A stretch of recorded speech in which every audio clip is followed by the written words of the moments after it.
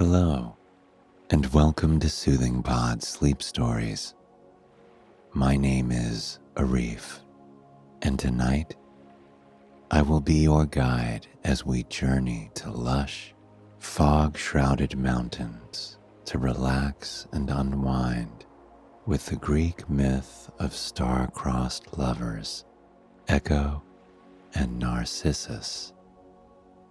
We will journey through forests of cedar and pine, hear tales of beauty near still, glassy pools, and experience a tale of love unlike any other. Before we begin, however, let us take a moment to relax and find comfort in the space that we are in, here and now. Close your eyes and allow your body to sink into the mattress beneath you. For a moment, I want you to try and imagine a floating orb made of a thick, cool mist. Imagine that orb bobbing through the air, slowly and gracefully, until it just barely brushes the crown of your head. Breathe in and out. In and out. As this orb slowly moves down your body, bringing a refreshing, cool chill with it everywhere that it travels. And as it travels, pay attention to how your muscles feel in each and every body part.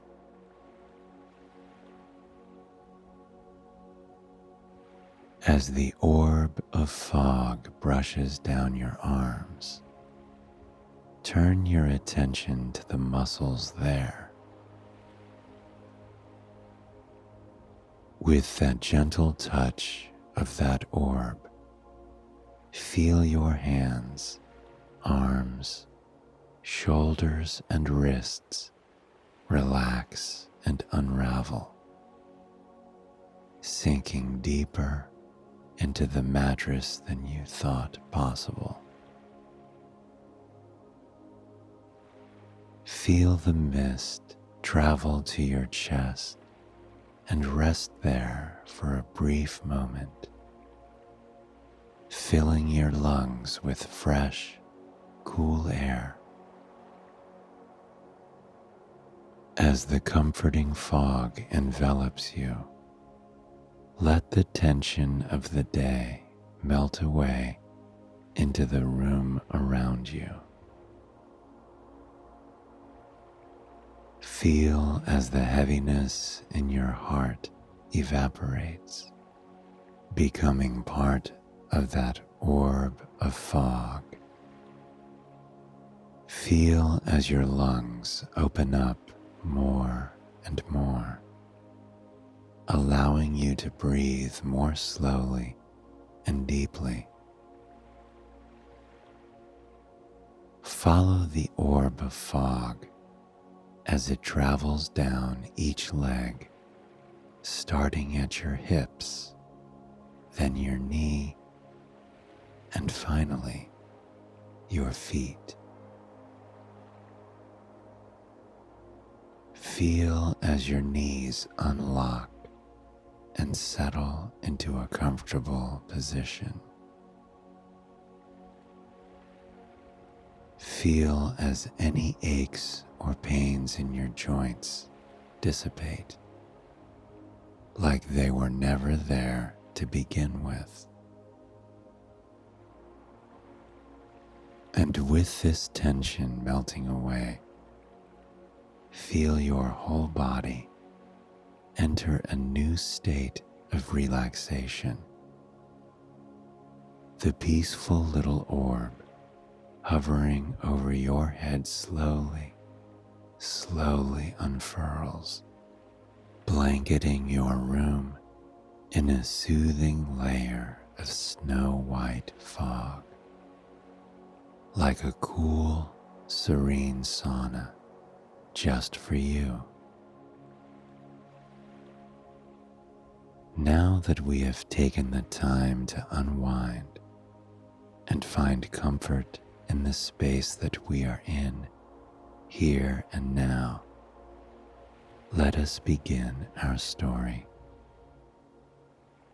The mountains deep within the countryside were said to be some of the most beautiful in all the land. They were peaceful mountains, miles and miles from the nearest town. You could not hear the laughter, nor talk of men when you disappeared into its evergreen groves, sat by its still waters, or laid your weary head in its fields, flourishing with wildflowers. It was a place to escape, a place of respite where nothing in the outside world mattered, a place where no one would find you if you simply wanted to go somewhere and be without bringing the expectations of others along for the journey with you. And because these mountains were such a serene place, untouched by the struggles of men, it was a place where those who possessed magic long traveled to. And perhaps one of its most frequent visitors was none other than Zeus himself. As often as he could, he would travel down to the mountains, escaping his obligations as a god and as a husband. He would join the wood nymphs, who always welcomed him with jovial smiles and gifts of gratitude. They would embrace the god the moment he set foot on the mountain, and would introduce him to the peaceful, joyful life that they all lived.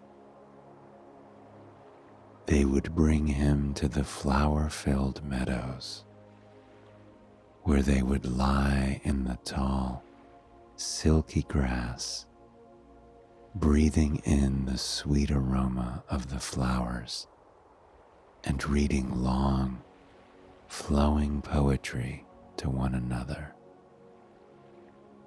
They would watch as the petals drifted by on the nectar-tinged breeze, dancing as if nature was putting on a show just for the nymphs and Zeus.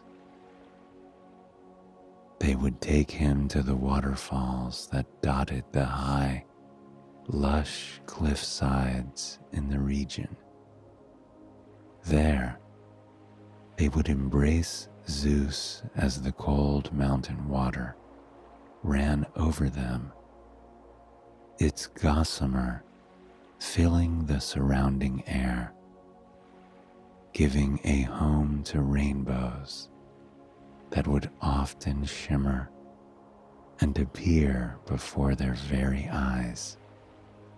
They would sing songs there, giggling and laughing throughout the whole day. Sometimes they would play games in the forest, zipping and frolicking through the thick leaves with smiles on their faces, trying to hide from one another. But truly, there was only one person they needed to hide from, and that was Hera, the wife of Zeus. She was, rightfully so, a jealous goddess, and soon she caught wind of Zeus's escapades down in the mesmerizing mountains. She began to travel down to the mountains whenever her husband could not be found back home. And when she did, the nymphs knew they had to do something to protect themselves and avoid being caught. Hera was not known for being particularly understanding, nor was she forgiving of those who spent time with her husband. It was a young nymph named Echo who was tasked with protecting the other nymphs from Hera's wrath. Anytime Hera traveled down to the mountains, Echo would step in her path with a smile on her face. Echo was perhaps the most charming out of all the mountain nymphs. She was a woman of absolute beauty and grace, but it was her personality that drew everyone to her. She had a way with words, the ability to draw people in and make them feel special about themselves, a way to invite them to experience life with her in an entirely special way. And so, people loved Echo, and for quite some time, Hera was no different. Every time Echo stepped in her path, Hera was enthralled with her. Echo would chat for hours about everything and nothing, her melodic voice soothing Hera, and her charming stories causing her to laugh, cry, and be truly vulnerable. And Echo genuinely enjoyed her time talking with Hera. Though it began as a ruse, she came to look forward to the goddess's visits down to the mountains. But soon, Hera caught on to Echo's task at hand. When they rounded a corner into a vibrant glade one fine day, Hera caught sight of the nymphs running away, trying to escape being seen with her husband, who was lying in the cool grass with a smile on his face. Hera was devastated, not only by her husband's betrayal, but by what she perceived as Echo's betrayal. She turned to Echo with anger and bitterness and power spiraling in her beautiful green eyes. She raised her hands over the nymph and, with magically charged words, she told Echo, "Your tongue has made a fool of me. Henceforth, your words will be more brief. You will always have the last word, but never the first. With that, Hera disappeared, taking her husband with her. Echo felt something shift inside her chest, like a piece snapping out of place and forever getting lost. "Are you all right, Echo?" one of the gentle wood nymphs asked, finally summoning up the courage to emerge from the woods. "Echo," Echo responded. She blinked in surprise, placing a soft finger to her chest, wondering how words she hadn't intended to say had sprung from her lips. "Echo, what is the matter?" another wood nymph asked. She laid a hand on Echo's cheek, looking into her eyes with sincerity and concern. "The matter," Echo replied. The wood nymphs all came around her, wanting to aid their friend. It was then that they realized what Hera's curse had meant. Echo would never be able to say anything except for the final words that came from another's lips. There was a period of mourning then. The other wood nymphs longed for Echo's tales and stories. They missed her beautiful singing and the charming way she spoke of the beautiful world around them. On occasion, the nymphs would gather by the very waterfalls that they had once bathed with Zeus, and there they would sing softly and slowly, taking it word by word, so that Echo could sing along with them. They would do this for hours, simply to have the opportunity to hear her beautiful voice echo off the canyon walls and dance between the trees once more. For quite some time, life carried on as usual, though Echo missed expressing herself and singing. She tried to find peace and comfort in her life in the mountains. She still collected flowers and danced with her friends and slept by crackling bonfires under starry night skies. This went on for months and months until memories of her life while she still had a voice of her own were faint. But life in the mountains changed eventually.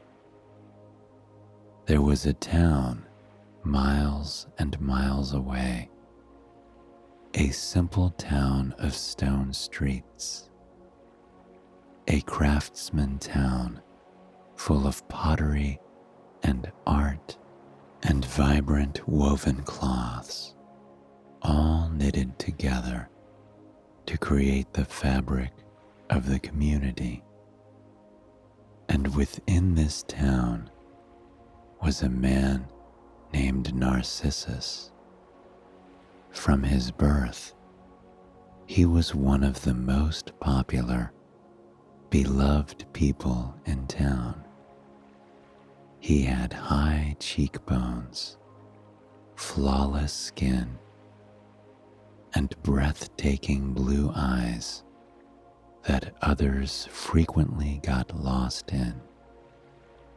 His hair was golden and shined in the sun, casting a golden glow on the world around him, everywhere that he went. Because he was so beloved, Narcissus was not treated like those around him.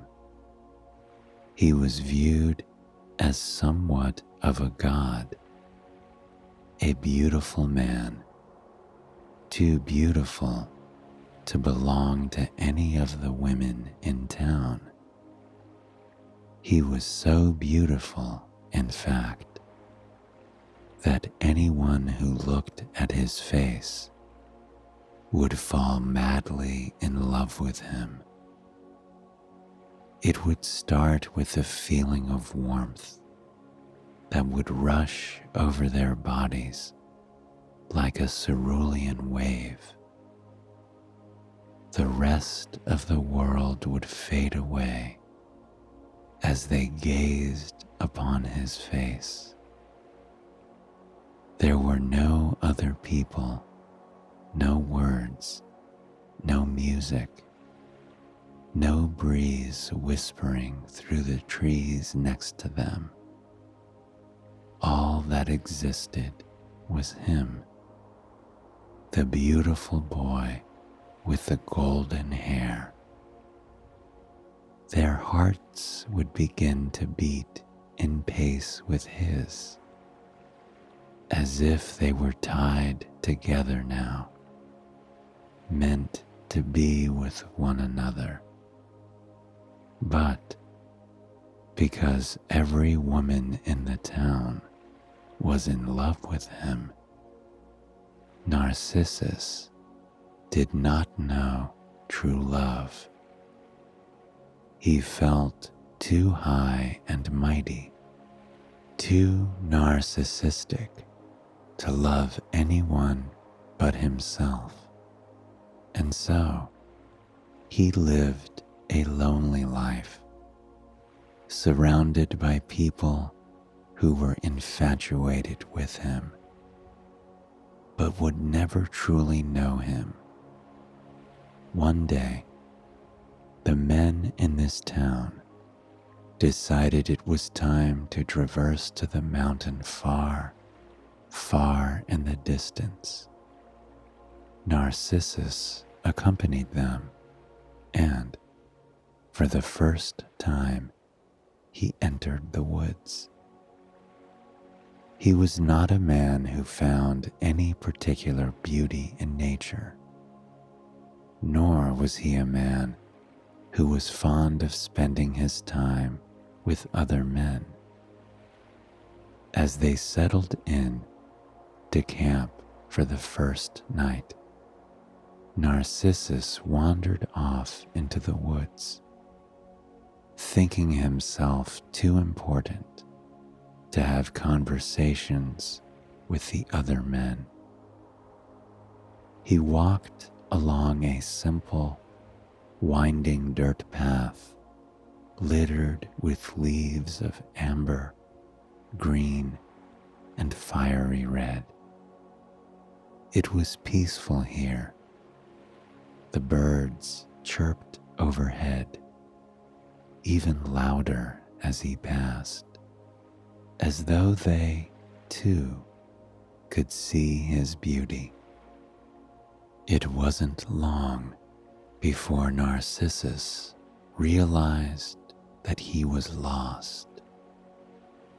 The path had disappeared from beneath his feet long ago, and he was in the center of the lush forest with nowhere to go.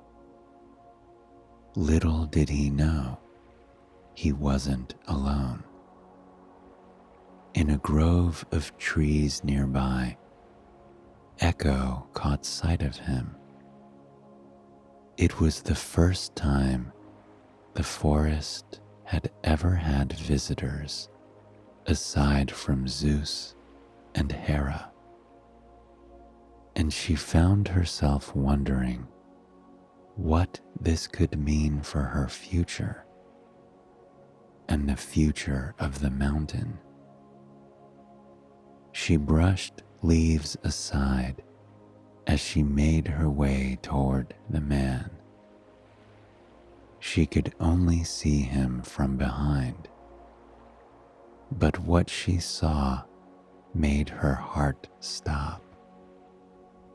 He had a muscular build with soft, woven clothes that clung to his skin. Sunlight filtered through the trees and lay across his strong back, casting patterns that moved as he did. Unable to speak to him, she followed behind him for quite some time, simply watching in peaceful silence. He seemed frustrated as he wandered through the woods, and as afternoon began to sweep its cold hand over the forest, a mist laced through the trees around him. He looked almost like a painting, a man alone in the woods, standing in a grove of trees and surrounded by a thick blanket of fog. For a moment, Echo sat next to a tree and simply breathed him in, observing him like the piece of art that he was. And it was then that he turned toward her. She was obscured by a lush juniper bush sprouting from the ground before her, but peering through the fragrant branches, she could see him. As his eyes swept in her direction, and as she took in his face for the very first time, life as she knew it changed. He was, without a doubt, the most beautiful thing she had ever seen in her entire life. At once, a warmth of affection and love washed over her. Her mind was enveloped with thoughts of what could be. In that single moment, she could see it all laid out before her. She could see her life with him, the two of them, waking up in a cabin in these beautiful mountains together, cooking breakfast over a crackling fire as the morning sun painted the mountaintops blue and pink and gold. She could see them eating their breakfast, wrapped in one another's arms as the birds began to rise from their nests, shaking off their slumber and singing their words to awaken the rest of the world. She could see them wandering through the woods together every day, stopping by gentle streams to bathe together in the cool mountain water, standing beneath waterfalls and laughing as they held one another under the slowly cascading water. She could see them lying in fields of wildflowers, his strong hands weaving a crown of flowers just for her head. She could see them curling up in bed at night, their fingers intertwined as they watched the stars sweep across the night sky.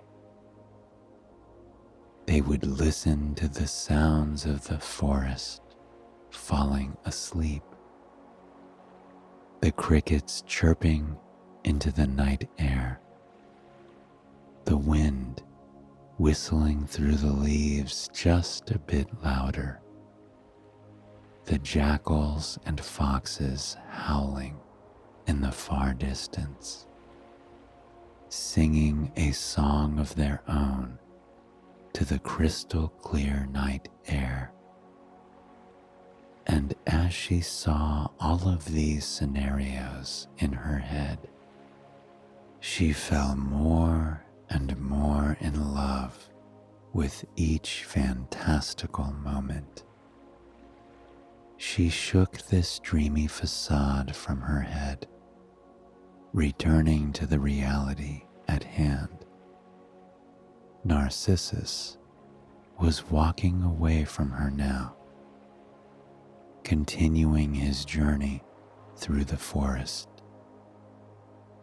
She felt a tug at her heart, as though the universe was telling her she needed to be with him.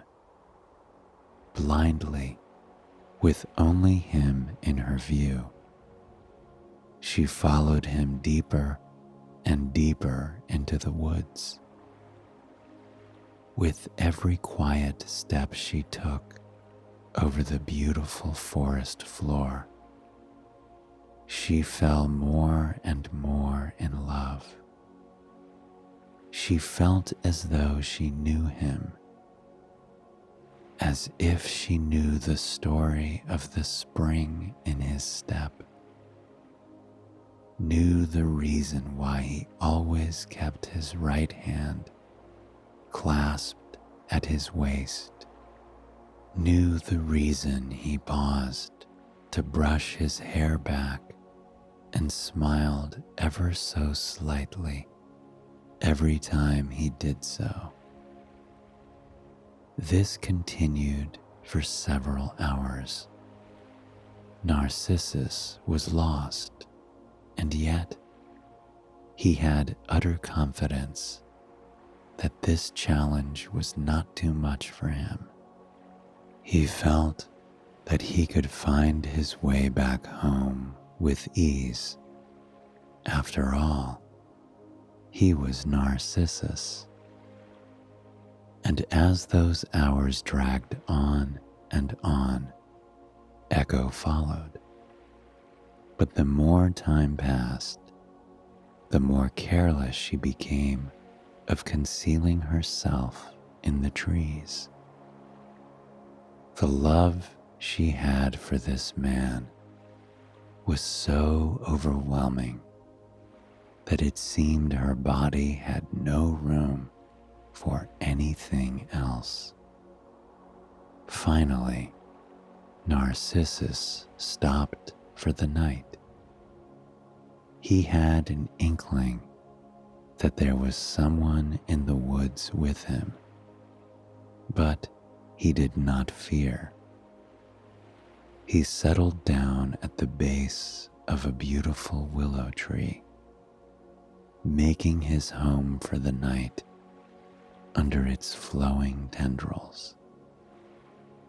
Echo settled nearby, nesting in the branches of a gnarled lilac bush with heavy flowers that peppered the grass at her feet.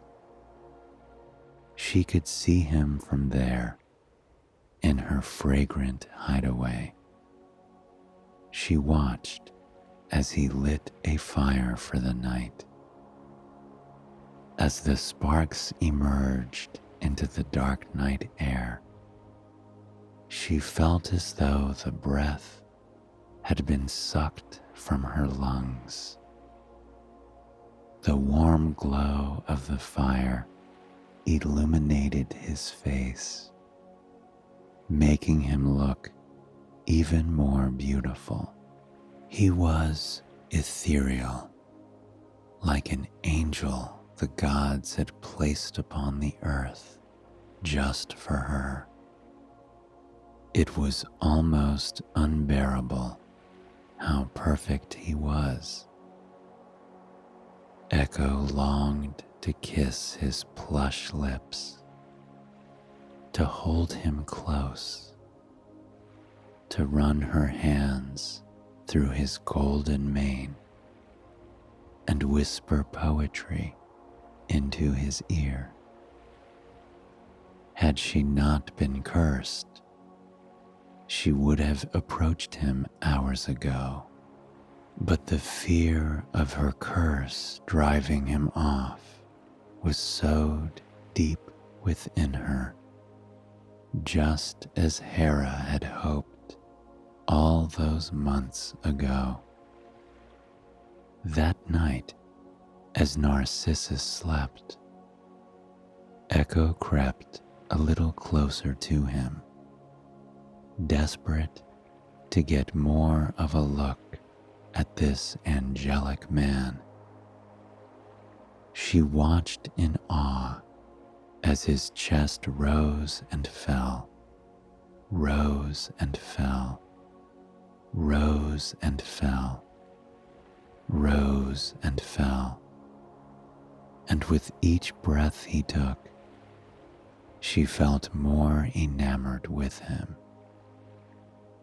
She desperately wanted to kiss him, but knew she could not. Instead, she placed some lilacs by his head and returned to the bush, hoping that the gift would be well received. That night, she hardly slept, and when she awakened to Narcissus tucking the flower she had laid by his head behind his ear. The purple petals popped against his golden hair, and Echo felt even more longing just being near him. Wanting to find his way back to the village, Narcissus continued on his way. Echo thought it would be just like yesterday, a journey through the woods, trailing behind her beloved. But that day was different. The fog in the forest was thick, and though it brought beauty with it, it also brought a sense of mystery, a fear that anything could happen. Narcissus's confidence waned as he traversed the woods, and Echo's footsteps became crystal clear to him. As they wandered into a stunning swath of forest, chock full of birch trees, Narcissus stopped. He turned on his heels, his eyes wide with worry, and then he spoke for the first time. "Who is here?" he asked, his voice wavering in the slightest. Echo clung to those 3 words in utter awe. Even his voice was beautiful, like melodic poetry. She hid behind a nearby tree, her heart thrumming against her ribcage as she took in the sight of her beloved. "Here," Echo replied. Her words were bright and airy, fueled by the overwhelming love and affection she had for Narcissus. Narcissus looked around in confusion, but there was a spark in his eyes. Echo's voice, even though controlled by the curse, was just as beautiful as it always had been. "Who is here?" he asked again. His words were stronger this time, tinged with more curiosity than fear or concern. "Here," Echo chimed again. She wrapped her hands around the bark of the birch tree before her, wishing that it was Narcissus she could hold instead. "Who are you?" Narcissus called out. "Come to me." He began to tiptoe around the woods, looking in bushes and behind trees in search of the mysterious source of the voice. Echo tiptoed around him, keeping herself hidden the way that only wood nymphs can. "Come to me," she sang. Narcissus grew frustrated with this game. He settled into the center of the forest, his arms crossed over his chest as he glanced around, eyes narrowed. He thought perhaps it was the forest playing a trick on him. He had read stories of creatures in the woods tricking people. So, eager to get to the bottom of it, he called out once more, "Who are you? Let us meet." The last 3 words set Echo's heart ablaze. Her love, the man she had been following for a day now, he wanted to meet her. He wanted that future with her, the cabin in the woods, breakfast over a fire as they watched the sunrise paint the landscape around them, lazy days beneath waterfalls, laughing and singing in one another's company, sleeping beside one another every night. Echo couldn't endure living in the fantasy on her own anymore. She burst out from her hiding place, her arms outstretched, ready to embrace the love of her life. "Let us meet," she cried, smiling from ear to ear. She was overjoyed that he finally wanted to meet her. She had never felt so happy in her life. But Narcissus was shocked to see the nymph. As her arms wrapped around him, he pushed her away in shock. At home, no one dared to touch him. Angered and horrified, he snapped at her. "Take off your hands. You shall not fold your arms around me. Better death than such a one should ever caress me." Echo stood in the forest before him, crestfallen. "Caress me," she replied against her will, distraught at his rejection. Echo disappeared into the forest, leaving a trail of tears in her wake.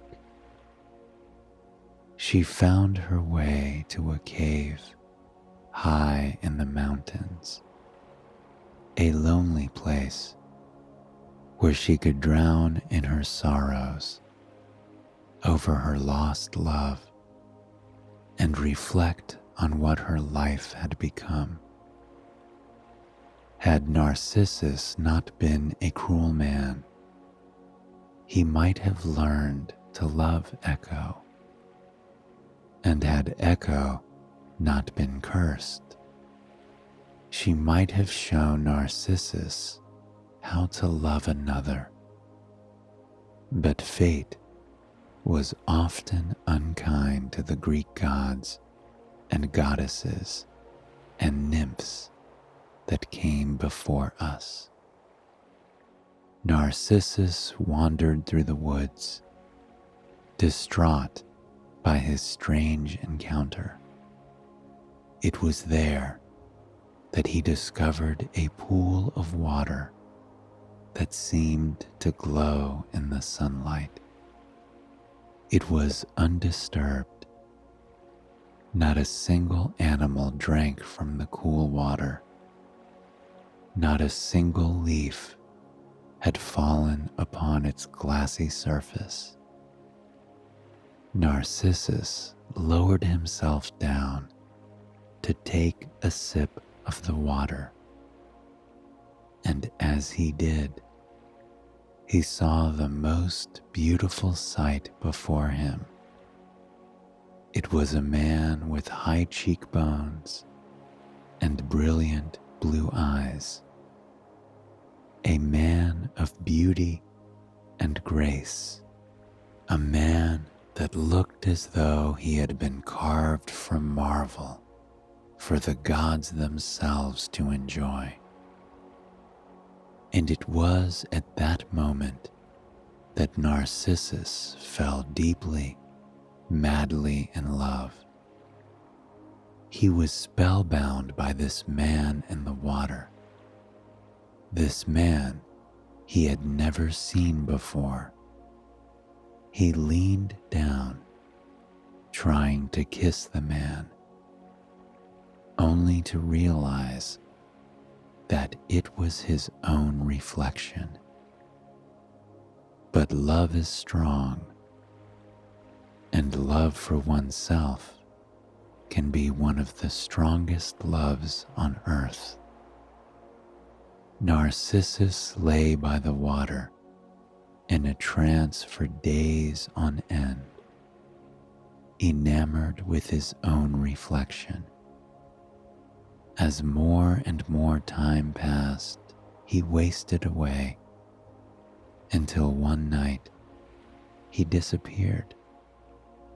In place of his body grew a breathtaking flower, a flower with a golden center and stark white petals that reminded the nymphs of the snow.